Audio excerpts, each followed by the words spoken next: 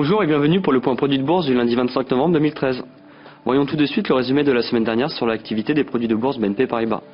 Les échanges sur les dérivés se sont répartis à hauteur de 66% pour les actions, 33% pour les indices et 1% pour les matières premières. Parmi les actions les plus traitées, on retrouve dans le trio de tête Société Générale, Renault et Peugeot, suivi par Alcatel-Lucent et EADS.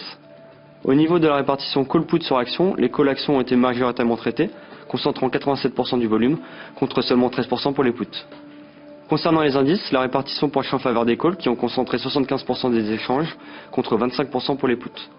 Poursuivons par l'analyse du marché parisien. D'un point de vue graphique, la configuration du CAC 40 reste positive.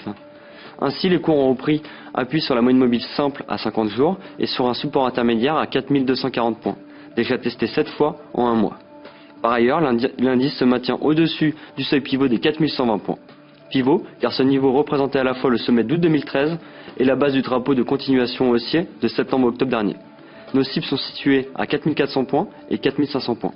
Ce scénario restera valide tant que les cours évolueront au-dessus des 4070 points. Aujourd'hui, nous passerons de l'autre côté de l'Atlantique et nous intéresserons à une valeur du secteur des logiciels et services informatiques, Yahoo.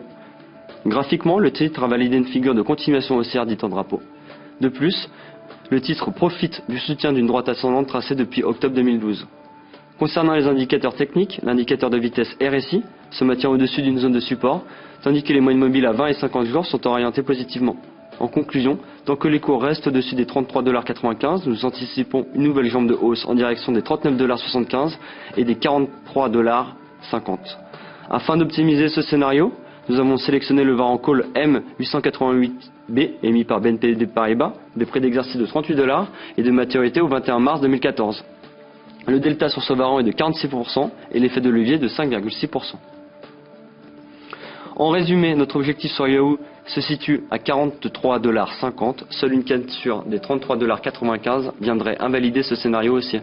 C'est tout pour aujourd'hui, très bonne journée et à demain pour un nouvel avis d'expert.